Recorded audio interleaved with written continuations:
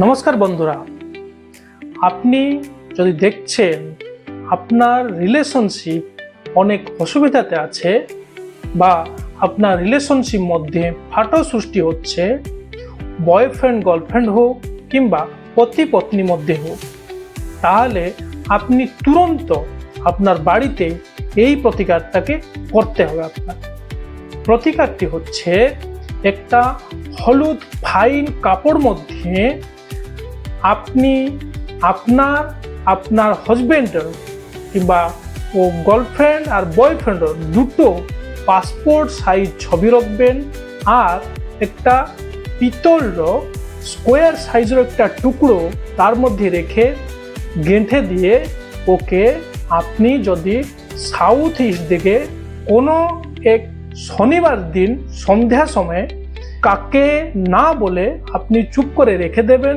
যদি রাখবেন তাহলে আপনি দেখবেন ধীরে ধীরে আপনার রিলেশনশিপ আরো দৃঢ় আর মজবুত হয়ে যাবে।